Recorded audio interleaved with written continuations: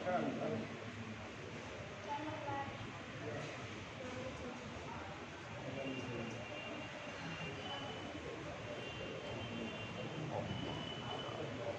حول ولا قوة إلا بالله العلي العظيم حسبنا الله ونعم الوكيل ونعم المولى ونعم النصير أعوذ بالله من الشيطان اللعين الرجيم بسم الله الرحمن الرحيم الحمد لله رب العالمين الصلاة والسلام على أشرف الأنبياء والمرسلين المخاطب طه وياسين سيدنا ومولانا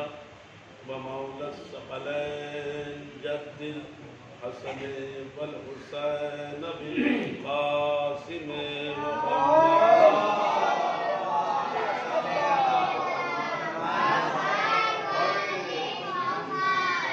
وعلى آله الطيبين الطاهرين المعصومين المظلومين ولعنة الله على أعدائهم أجمعين من الله إلى قيام يوم الدين أما بعد فقد قال رسول الله صلى الله عليه وآله وسلم بسم الله الرحمن الرحيم من مات ولم يعرف إمام زمانه فقد مات ميتة جاهلية والصلوات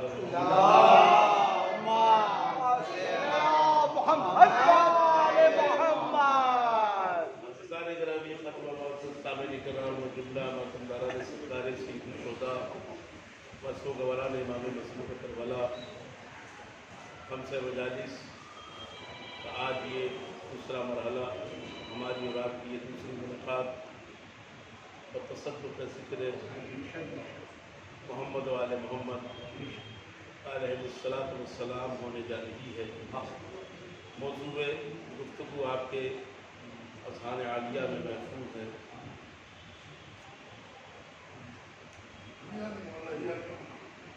اللہ کے آخری پیغمبر نے اپنی امت کو خطاب کرتے ہوئے ارشاد فرمایا کہ من ماتا ولم یعرف امام زمانہ، جو کوئی مر جائے اپنے زمانے کے امام کو پہچانے بغیر، اس کی موت جاہلیت کی موت ہے، اس کی موت ضلالت کی موت ہے، اس کی موت گمراہی کی موت ہے، اس کی موت کفر کی موت ہے، حتیٰ کہ یہ طے نہیں کیا جا سکتا ایسے مرنے والے کے سلسلے میں کہ اس کا خاتمہ کس دین پر ہوا۔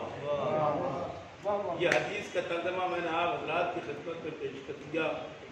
کل میں نے مضمون امامت کے حوالے سے ہی آپ کی خدمت میں پیش کیا تھا۔ تو اس حدیث سے اتنا تو واضح ہو گیا کہ عالم اسلام میں امامت ایک بنیادی حیثیت کی حامل ہے، جس پر انسان کے انجام کا پورا دار و مدار ہے۔ اللہ کے رسول نے توحید اور نبوت، جبکہ یہ دونوں بھی اسلام کی بنیاد ہیں، مگر اسے تشخص نہ بنایا اور نہ ہی اسے معیار اور کسوٹی بنایا۔ اگر بنایا تو امامت کو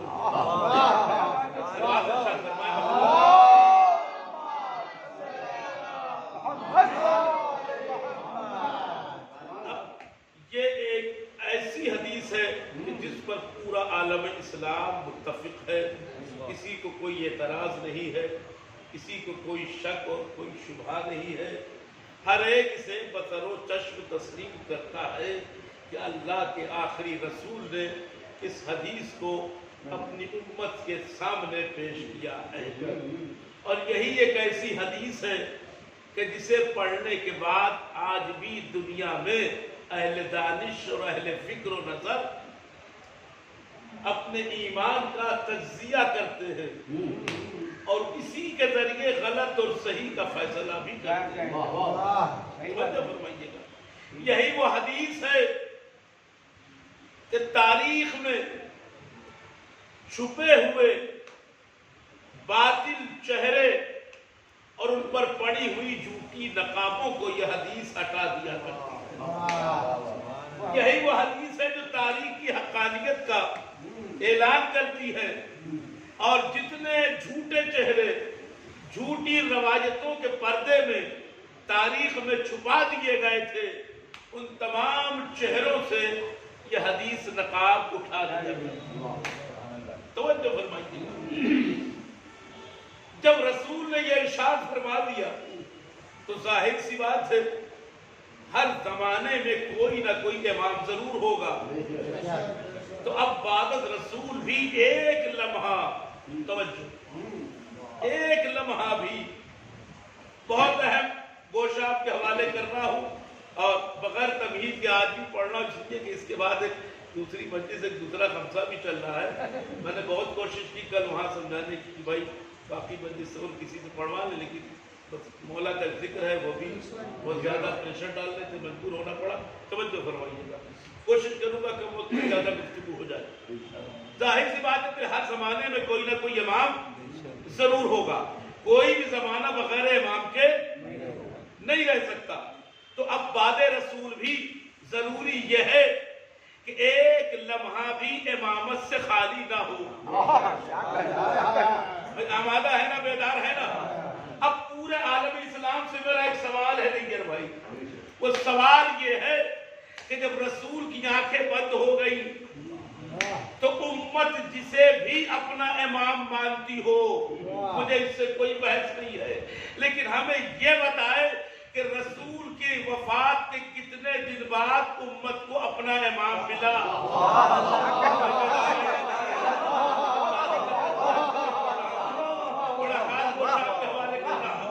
تو بھائی تبری سے لے کر ابن خلدون تک تمام مورخین نے متفقہ طور پر یہ لکھا کہ 3 دن رسول کا جنازہ پڑا رہا، کوئی نہ آیا۔ 3 دن کے بعد جناب علی مرتضیٰ نے نماز پڑھی اور خود جنازے کو لے جا کے دفن کیا۔ اب میں نے جب سوال کیا کہ 3 دن تک امت کیا کر رہی تھی، تو جواب یہ ملا کہ 3 دن تک سقیفہ بنی ساعدہ میں انتخاب امامت امت کر رہی تھی۔ تو ہم نے کہا امام کتنے دن بعد ملا؟ تو جواب ملا امت کو رسول کی وفات کے 4 دن بعد ملا۔ توجہ فرمائیے گا، 4 دن بعد ملا۔ اب رسول یہ کہہ رہے ہیں کہ کوئی بھی زمانہ بغیر امامت کے خالی نہیں رہ سکتا۔ اب امت 4 دن کے بعد اگر امام پاتی ہے تو یہ ماننا پڑے گا کہ امت محمد مصطفیٰ بعد از محمد مصطفیٰ کم از کم 4 دن تک بغیر امام کے تھی، بغیر امام کے تھی۔ اب اگر ان 4 دنوں کے درمیان امت میں کسی کا انتقال ہو گیا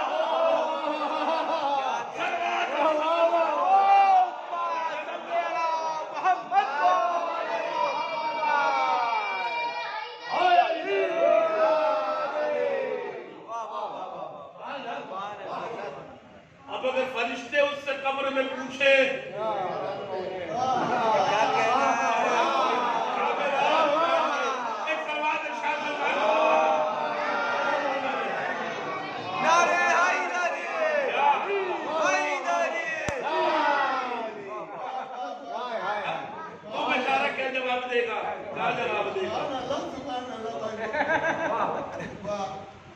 وہ کیا جواب دے گا؟ ہے نا؟ یہ ماننا پڑے گا کہ عقلی اور نقلی دونوں اعتبار سے وہ خلافت باتی ہے۔ اب دیکھیے، کیونکہ تھوڑی سی گہرا ہے، تھوڑی سی بحث ہے، صاحبان عقل ہے، صاحبان فہم، اس لیے میں یہ مضمون یہاں پڑھنے میں لطف محسوس کر رہا ہوں، یہ تو ہر مجمع کے سامنے نہیں پڑھتا۔ اب امت نے انتخاب کیا، جانے وہ کون سا اتنا اہم مرحلہ تھا کہ جسے رسول کے جنازے کو چھوڑ کر طے کیا گیا؟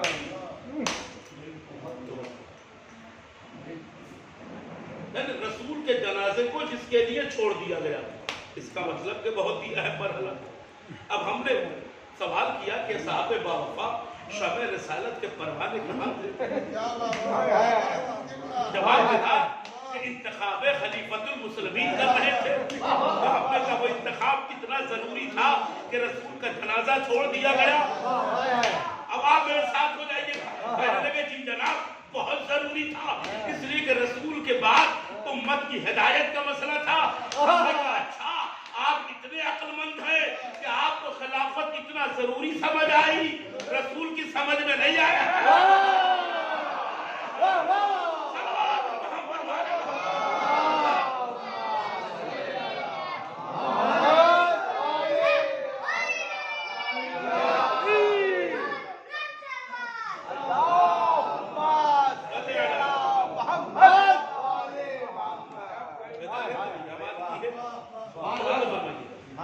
یعنی آپ اتنے زیادہ سمجھدار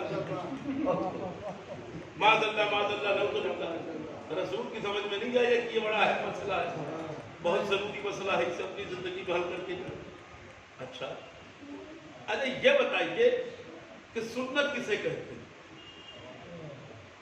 کہ جو رسول نے کیا وہ سنت، جو نہیں کیا وہ بھی سنت، جو کیا اس کا کرنا سنت ہے، جو نہیں کیا اس کا نام۔ تمہیں رسول نے آپ کہتے کسی کو خلیفہ نہیں بنایا،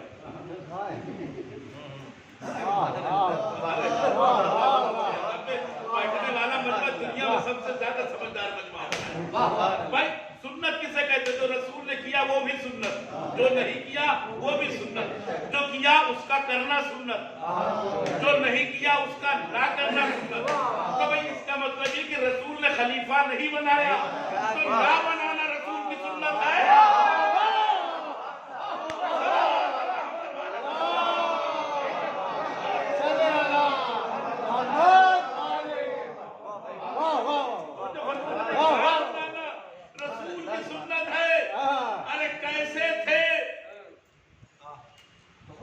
جنہوں نے آنکھ بند ہوتے ہی سنت کو ٹھکرا دیا۔ توجہ فرمائیے۔ اب ایک دیکھیے بہت بڑی سازش ہے تاریخ میں، اور اسے ہر عام آدمی نہیں سمجھ سکتا جب تک اسے سمجھا جاتا ہے۔ بڑی زبردست سازش ہے تاریخ، اور میں تاریخ کے چہرے پہ جو فرضی نقاب ہے نا میں اسے ہٹانے کی کوشش کر رہا ہوں تاکہ جو ہے اصل چہرہ سامنے آ جائے۔ بہت ضروری مسئلہ تھا۔ ہم نے کہا بھائی نماز جنازے کا تعلق دین سے ہے نا، جنازے کا تعلق دین سے، واجب کفائی ہے نا۔ تو اب جس کے لیے رسول کا جنازہ چھوڑا گیا اس کا بھی تعلق دین سے ہونا چاہیے، دنیا سے نہیں ہونا چاہیے۔ کہا جی دین سے تعلق۔ ہم نے کہا اس کا مطلب کہ جیسے توحید، عدل، نبوت، امامت، قیامت دین کے اجزاء ہیں، نماز، روزہ، حج، زکوٰۃ، یہ ساری چیزیں دین کا جز ہے، ویسے ہی خلافت بھی دین کا جز ہے۔ یہ ماننا پڑے گا نا کہ ویسے ہی خلافت بھی دین کا جز ہے۔ تو اگر خلافت بھی دین کا جز ہے میری طرف متوجہ رہے، اگر خلافت بھی دین کا جز ہے تو اس کا مطلب یہ ہے کہ رسول سے ایک جز باقی رہ گیا تھا۔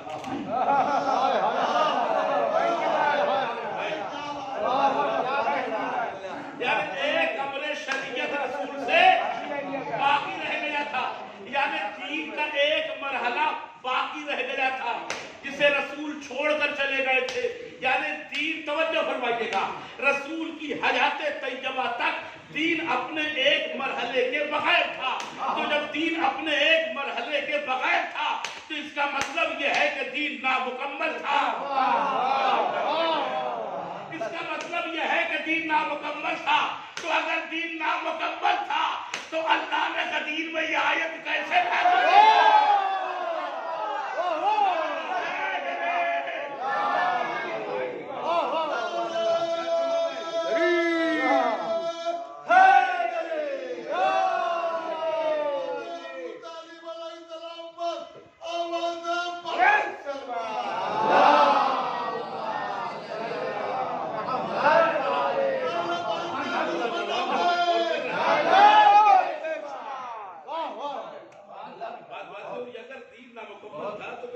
کیسے نازل ہو گئی؟ اليوم اکملت لکم دینکم۔ اب اس رخ سے بھی آپ کی دلیل باطل ہو گئی، اب کہاں سے بچیں گے؟ تو بچوں اسی گوشے پر، اسی نقطے پر ڈاکٹر محمد علی تیجانی سماوی تیونس سے شام، مصر، بحرین، عراق، نہ جانے کتنے عرب اور مسلم ممالک کا سفر اور دورہ کرتے کرتے تمام علماء حق اور علماء اسلام سے مباحثہ کرتے کرتے، کتابوں کا سفر کرتے کرتے، تحقیق کرتے کرتے آخر میں وہ ہندوستان، جتنے سوال تھے سارے سوالوں کا جواب لیتے لیتے آخر میں ہندوستان ہے۔ جب وہ ہندوستان آئے تو ہندوستان آنے کے بعد وہ پہنچے دارالندوہ لکھنؤ، وہ مدینے والا دارالندوہ،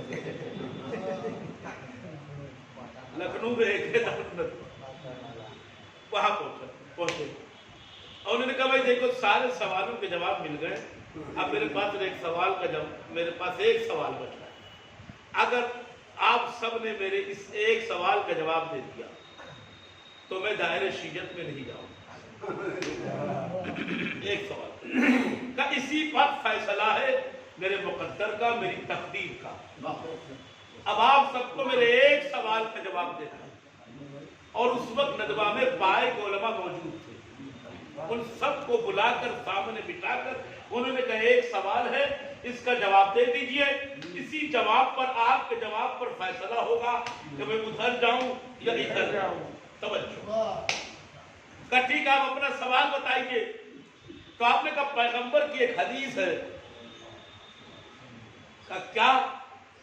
آپ نے اسی حدیث کو بیان کیا کہ من مات ولم یعرف امام زمان ہی فقد مات فتنۃ الجاہلیہ۔ کہا ہم سب متفق ہیں، بخاری شریف میں بھی ہے، مسلم شریف میں بھی ہے، جتنے شریف ہیں سب میں یہ ہے،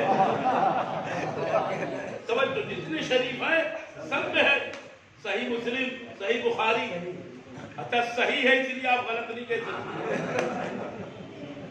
پہلے ہی صحیح کی سند لگی ہوئی ہے، ان سب کتابوں میں موجود ہے، صحیح بھی ہے شریف بھی ہے۔ اگر سمجھ میں نہیں آتا یا شریف لگاتے یا صحیح لگاتے، دونوں کیوں لگایا؟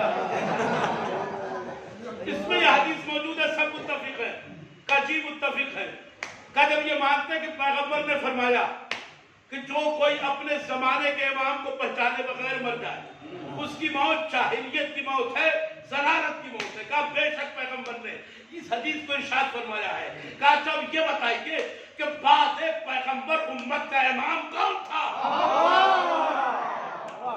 کون تھا؟ توجہ، تو فوراً علماء بولے کہ خلیفہ اول امت کے امام تھے۔ کہ ہمیں انکار نہیں ہے کہ وہ امام نہیں تھے، لیکن ذرا یہ بتائیے کیا نبی کی بیٹی نے انہیں امام مانا؟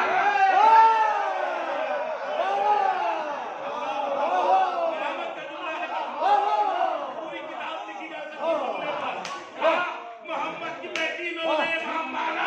کہا نہیں مانا۔ تو اس حدیث کی روشنی میں اب بتائیے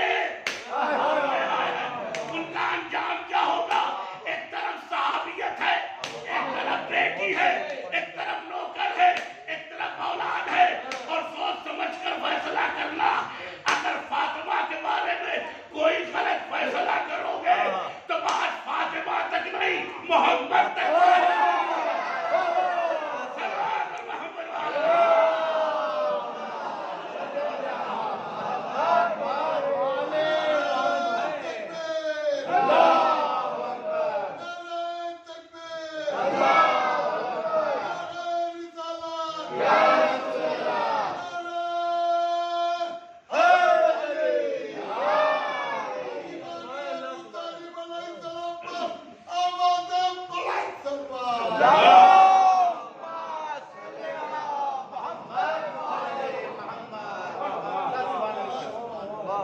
سارے علماء نے ہاتھوں کو جوڑا، کہا معذرت چاہے، ہمارے پاس اس کا کوئی جواب نہیں۔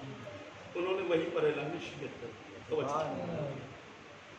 دیکھیے جو مسئلہ امامت ہے بڑا اہم مسئلہ ہے۔ اب میں آپ سے اکثر کہتا ہوں کہ امامت کو لے کر جتنی سازشیں دنیا میں ہوئی ہیں اب تک، اتنی سازشیں کسی بھی موضوع پر نہیں۔ یاد رکھیے سب سے زیادہ سازشیں امامت کے لیے کی گئی۔ ایک جملہ آپ کے حوالے، اگر واقعی آپ آمادہ ہے تو اس جملے کی انشاءاللہ قدر ضرور کریں۔ امامت کا جو مفہوم ہے، امامت کا جو مطلب ہے، لوگوں نے امامت کا اسٹیٹس ہلکا کرنے کے لیے اتنا چھوٹا کر دیا ہے کہ اس کا استعمال کہیں بھی ہونے لگا۔ میں نے پہلے کہہ دیا اگر آپ آمادہ ہے، اب اس کا استعمال کہیں بھی ہونے لگا ہے۔ مجھے اس سے بحث نہیں ہے، جو جہاں بھی استعمال کر رہا ہے یا کرے وہ اس کا ذمہ دار ہے، لیکن میں بتا رہا ہوں ہمارے وہاں تو الحمدللہ اتنا نہیں ہے، لیکن دوسرے کے وہاں بہت زیادہ امام بھرے ہوئے ہیں۔ ہمارے وہاں تو 12 سے زیادہ نہیں ہے، باقی کے وہاں تو اب تک طے ہی نہیں کر پائے کہ کتنے ہیں۔ ہمارے وہاں الحمدللہ 1400 سال پہلے جتنے تو اتنا آدمی ہے، کوئی اضافہ اور کوئی کمی نہیں ہے۔ اب اتنا چھوٹا کرنے کی کوشش کی، مثلا جو مسجد میں نماز پڑھاتا ہے وہ بھی امام ہے، لیکن ہم اس امام کے ذریعے اس امام کا انٹروڈکشن نہیں کر سکتے۔ خدا کے لیے جاتے اس امام کے ذریعے جو محراب میں مصلی پہ کھڑے ہو کر ہمیں نمازیں پڑھاتا ہے، اس امام کے ذریعے ہم اس امام کا انٹروڈکشن نہیں کرا سکتے۔ ہم اس امام کے لیے اس امام کو پیمانہ نہیں بنا سکتے۔ ہم اس امام کے ذریعے اس امام کو انٹروڈیوس نہیں کر سکتے ہیں، اس لیے کہ دونوں کے اسٹیٹس میں زمین و آسمان کا فرق ہے۔ اب جملہ آپ کے حوالے کر رہا ہوں، جیسے بھی سننا چاہیں سن لے آپ۔ میرا کام ہے پڑھنا، آپ کا کام ہے سننا اور سمجھنا۔ قدر کرنا آپ کا کام ہے، نہ کرنا آپ کا کام ہے۔ اس امام میں اس امام میں زمین و آسمان کا فرق ہے، دونوں کا اسٹیٹس بہت الگ ہے۔ یہ وہ امام ہے جو مہینے بھر نماز پڑھانے کے بعد منتظر رہتا ہے مومنین کی طرف سے آنے والی مومنین کی طرف سے تنخواہ آئے تو پھر ہمارا گھر چلے۔ توجہ تو سنے، جسے امت مل کے پالے وہ امام اور ہے جو پورے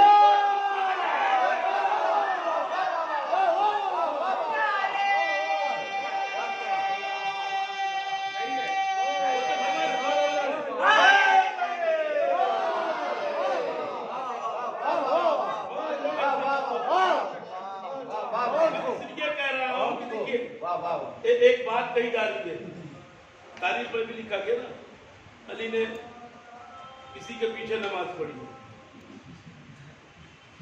آپ اپنے ضمیر سے پوچھئے کہ کیا علی نے پڑھی؟ اپنے عقیدے سے پوچھئے کیا پڑھی ہوگی؟ ہمارا ایمان کبھی نہیں مانے گا، ہمارا عقیدہ کبھی نہیں مانے گا، لیکن سنیے عقیدہ اور ہے، تاریخ اور ہے۔ عقیدہ ہمارے اختیار میں ہے، تاریخ ہمارے اختیار میں ہے۔ عقیدہ ہمارے اختیار میں، تاریخ ہمارے اختیار میں، لیکن تاریخ میں ہے۔ توجہ، تاریخ میں ہے۔ ایک سامنے اسی تاریخ کو پڑھ کے ایک سلوات بھیجے آپ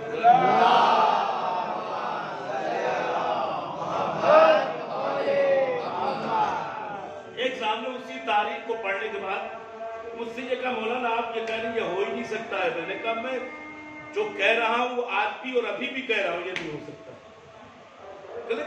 لیکن ہم نے تو کئی کتابوں میں پڑھا ہے اور یہ واقعہ جھوٹا ثابت ہو جائے گا۔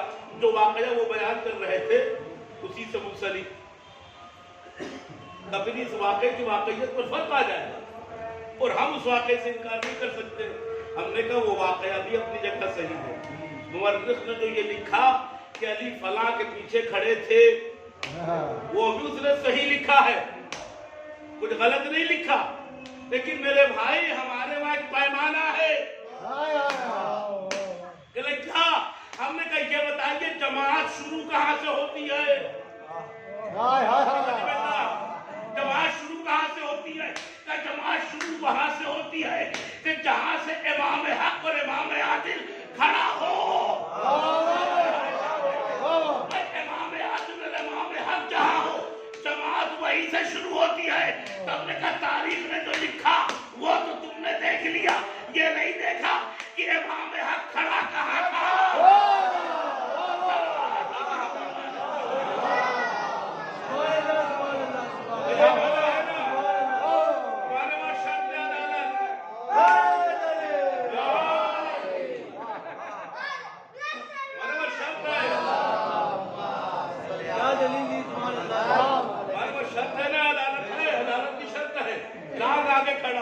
آگے کھڑا ہونے سے امام تھوڑی ہو جائے گا اگر کیوں عدالت نہیں پائی جا رہی ہو، اگر اس کے بعد شرائط نہ پائی جا رہی ہو تو امام تھوڑی مانا جائے گا، جماعت ہی نہیں مانی جائے گی۔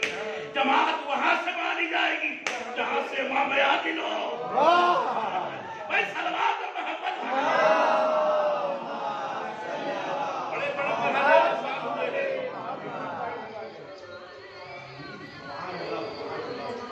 بڑے مرحلے حل ہوئے۔ یہ مسئلہ امامت ہے، معمولی بات نہیں ہے۔ توجہ، امامت کے مسئلے میں کوئی سمجھوتا نہیں ہو سکتا۔ امامت کے مسئلے میں کوئی سمجھوتا نہیں ہو سکتا۔ اللہ نے بھی سمجھوتا نہیں کیا، امامت کے مسئلے میں رسول نے بھی سمجھوتا نہیں کیا، اور امامت کے مسئلے میں ہمارے کسی امام نے بھی سمجھوتا نہیں کیا۔ اگر اللہ کو سمجھوتا کرنا ہوتا تو حارث بن نعمان فہری پر آسمان سے پتھر نازل نہ ہوتا۔ امامت کے مسئلے میں کوئی سمجھوتا نہیں ہوتا۔ توجہ فرما رہے؟ اب کتنی اہمیت کی حامل ہے امامت، ایک واقعہ پورا عالم اسلام بیان کرتا ہے بڑے شوق و ذوق کے ساتھ، اور ہم بھی منبروں سے بیان کرتے ہیں الحمدللہ کہ جب 27 رجب کو، شب 27 کو اللہ کا آخری رسول جبرائیل کے ساتھ براق پر سوار ہو کر عرش معلیٰ کی سیر کرنے چلا، توجہ، تو اس وقت اللہ نے کائنات کے دل کی دھڑکن کو روکا، کائنات کی رفتار کو روکا، جو شے جہاں پہ تھی اس کو وہیں پہ روکا، ہوا کو اس کے مقام پہ روکا، دریا کو اس کی جگہ پہ روکا، سمندر کو اس کی روانی میں روکا، دریا کو اس کی طغیانی میں روکا، ستاروں کو ان کی دمک میں روکا، چاند کو اس کی چمک میں روکا، زمین کو اس کے وحدت میں روکا، آسمان کو اس کے مرکز میں روکا، ہر شے کو اللہ نے اسی کی جگہ پر روک دیا، ٹھہرا دیا، کہا ٹھہر جاؤ تو، کہا اس لیے کہ میرے محبوب کا ایک عظیم ترین سفر ہو رہا ہے، لہذا پوری کائنات اپنی جگہ ٹھہر جائے۔ تو میں نے کہا یہ ہے نبوت کا اسٹیٹس، یہ ہے رسالت کا اسٹیٹس کہ اللہ نے پوری کائنات کو روک دیا اور کہا خبردار کوئی جنبش نہ کرے، میرا نبی مجھ سے ملاقات کرنے آ رہا ہے۔ پتہ یہ چلا کہ جس کے لیے پوری کائنات کو روکا جائے اسے نبی کہتے ہیں، مگر قدیر میں جس کے لیے نبی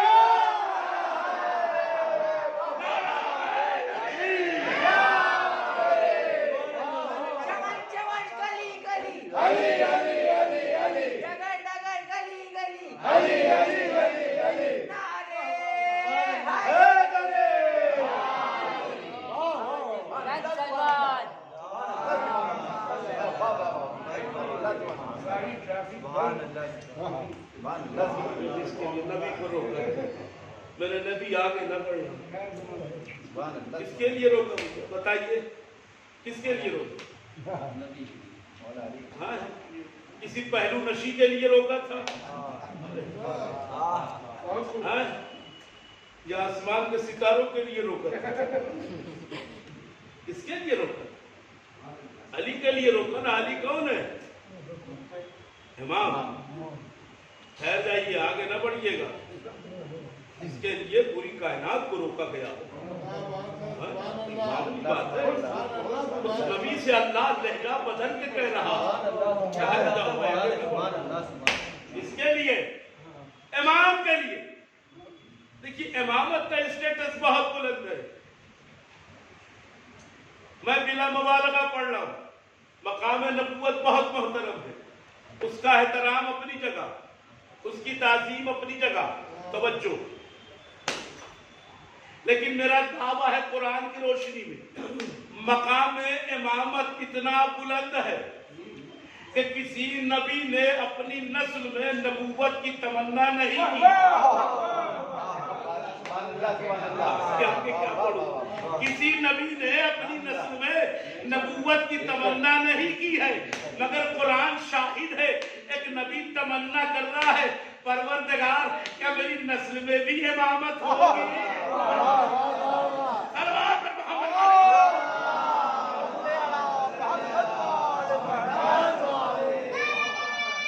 نبی تمنا کر رہا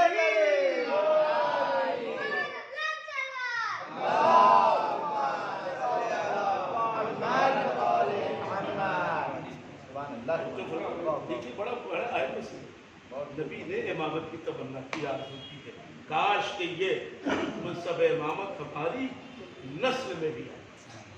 ایک نبی کی تمنا جسے قرآن نے آج بھی اپنے دامن میں محفوظ کر کے رکھا، یہ کوئی میرا لفظ یا میرا جملہ نہیں ہے۔ وقال من ذریتی اماما، جناب ابراہیم نے سوال کر رہے ہیں، تمنا ہے جناب ابراہیم کی اس جملے میں چھپی ہوئی۔ دیکھیے نبی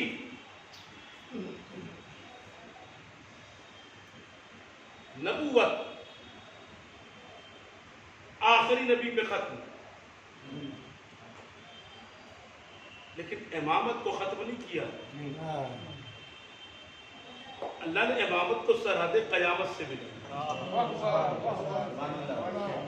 نبوت اور قیامت کے درمیان کسے رکھا؟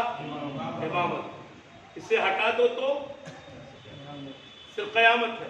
توجہ، امامت کو سرحد قیامت سے اللہ نے ملا۔ ہر نبی نے دنیا سے جاتے جاتے ہر نبی اپنی امت سے جو وعدہ کیا وہ وعدہ کیا تھا؟ اب ہماری اور تمہاری ملاقات محشر میں ہوگی۔ کیا کہا بھیا؟ محشر میں ہوگی۔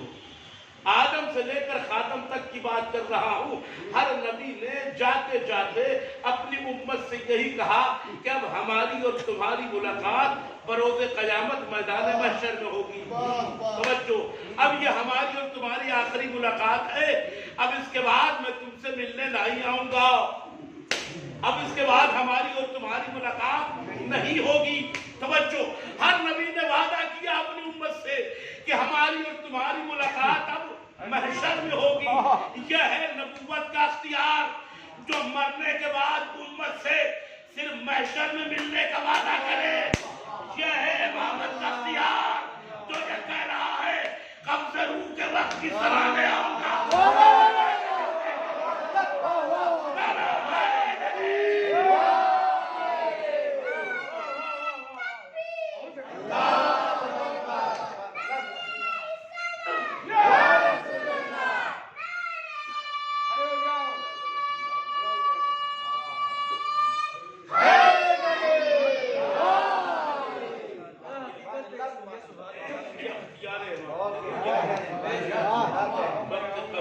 سراہنے بھی رہوں گا، قبر میں بھی تم سے ملاقات ہے۔ یہ امام کسی نبی نے صرف یہ امام کیا۔ دوستو، اسی لیے ہماری قوم اور ہماری قوم کے جوان بزرگ بچے، ہماری بھائیں، ہماری بہنیں، ہماری اپنی جانوں کو قربان کرتے نام امام پر معصوم کے حقوں میں اپنی جان کو نشان۔ دنیا پوچھتی ہے ہائے حسین کہتے نام حسین باس کو بات، کب تک روتے رہو گے؟ کتنا رو گے؟ سوال کرتے ہیں یہ شیعہ روتے کیوں؟ یہ شیعہ روتے کیوں ہیں؟ یہ سوال بہت چھوٹا ہے، یہ کہو کہ شیعہ مر کیوں نہیں جاتا؟ میرے مالک جب رسل مسئلہ امامت ہو گئی کیوں نہیں اس وقت کہ ہمیں قیامت ہو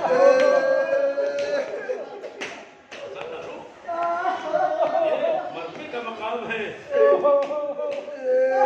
تڑپ تڑپ کے جیتے ہیں اور یہ جملہ کہتے ہیں آقا معاف کیجئے گا اس وقت ہم موجود نہیں تھے بیان تری ان کو معاف تو ہے فتن سے پہرا کاش کے روز عاشور میدان کربلا میں ہم ہوتے تو ہم بھی تیرے ساتھ جام شہادت کو نوٹ فرماتے اے مولا ہم بھی اپنی جانوں کو 72 کی طرح تم پر قربان کر دیتے مولا مگر نہیں تھے آج آنسوؤں کو بہا کر ہم اپنے دل کو تسکین دیتے ہیں مولا یہ آنسوؤں کے جان حاضر ہے کسی نے امام سجاد سے سوال کیا تھا مولا ہماری سمجھ میں یہ نہیں آتا کہ آپ کیا آنسو بہا رہے ہیں کیا اکبر کو یاد کر کے خون کے آنسو بہاتے ہیں کیا عباس کو یاد کر کے خون کے آنسو بہاتے ہیں یا اپنے بابا حسین کو یاد کر کے خون کے آنسو بہاتے ہیں میرے امام نے فرمایا نہیں ارے ہم اہل بیت کسی کی شہادت کو یاد کر کے خون کے آنسو نہیں بہاتے سوالی نے کہا مولا پھر کیوں بہاتے ہیں کہا وہ سن نہ سکے گا اے منہار وہ دربار شام کا ایک جملہ ہے تو ہمارے رسول کو خون کے آنسو بہانے پر مجبور کرتا ہے اس نے کہا مولا وہ کون سا جملہ کہتے دربار شام میں مقدرات عصمت کو لے جایا گیا تو سب سے آگے ہماری اماں فضہ تھی جناب فضہ سفید بالوں والی سب سے آگے ان کے کانے پہ سر رکھے ہوئے جناب زینب ان کے کانے پہ سر رکھے ہوئے بی بی ام کلثوم ان کے کانے پہ سر رکھے ہوئے ام فروا ان کے کانے پہ سر رکھے ہوئے بی بی ام روا سب سے آخر میں جناب عباس کی بیوہ پھر جناب اللہ اکبر پھر جناب سید سجاد اب راوی بیان کرتا ہے سب سے آخر میں سید سجاد تھے مگر ہم نے یہ دیکھا سید سجاد کبھی داہنی طرف جھک رہے ہیں تو کبھی بائیں طرف جھک رہے ہیں میں نے آگے پڑھتے پوچھا اے بیمار کربلا کبھی داہنی تو کبھی بائیں طرف جھک رہے ہیں میرے ایک ہاتھ میں سکینہ بدھی ہے دوسرے میں میرا بیٹا باقر بنا ہے جب میں سر اٹھاتا ہوں ان کی رسیاں کسنے لگتی ہے اس لیے میں کبھی داہنی طرف کبھی بائیں طرف امام سجاد فرماتے ہیں کہ آنسو کیوں رو رہا ہوں تمہیں پتا ہے لو بتائے دیتا ہوں کہ آنسو اس لیے روتا ہوں کہ جب دربار شام اس طرح سے داخلہ ہوا یزید بن کہتا ہے یہ کون ہے یہ کون ہے ایک مرتبہ شکر کہتا ہے یہ مخدرات عصمت ہے اللہ اکبر یزید بن کہتا ہے ان میں علی کی بیٹی زینب کون ہے اللہ اکبر علی کی بیٹی زینب کون ہے جناب مرزا طرف نہیں طرف تو کہتی عزیز خبردار میری شہزادی کا نام دربار میں نہ لے میں جو گفتگو کرنا ہے میں ان کی قریب حاضر ہوں ایک مرتبہ یزید ملعون کہتا ہے یہ بڑھیا کون ہے اس کا سر قلم کر دیا جائے جیسے اس نے وہ بڑھیا دربار میں کھڑے ہوئے حبشی غلاموں کی طرف دیکھا ایک مرتبہ جناب فضہ کہتی ہے اے حبشیوں کیا تم اپنے بادشاہ کو جانتے ہو کہاں اپنے بادشاہ کو جانتے ہیں کیا وہ اس وقت زندہ ہے کہانی کو بن چکا ہے کیا اس وقت تخت پہ کون ہے کیا اس کی بیٹی ہے کیا اس کی بیٹی کہاں ہے کیا اس کی بیٹی مدینے گئی ہوئی ہے رسول کی بیٹی کی خدمت کری اللہ اکبر اچھا اس کا نام کیا ہے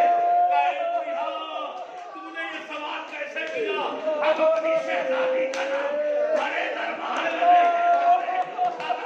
یہ جملہ جناب زینب کی سن رہی تھی سید سجاد کی سن رہے تھے ہم اپنی شہزادی کا نام بڑے دربار میں نہیں لے سکتے تو جناب فضہ نے کہا کیا تیری شہزادی اس دربار میں آ سکتی ہے اور یہ سنتا تھا حبشیوں نے کہا خبردار ہماری غیرت کا امتحان نہ لینا کہاں دربار یزید کہاں ہماری شہزادی فضہ ارے ادادارو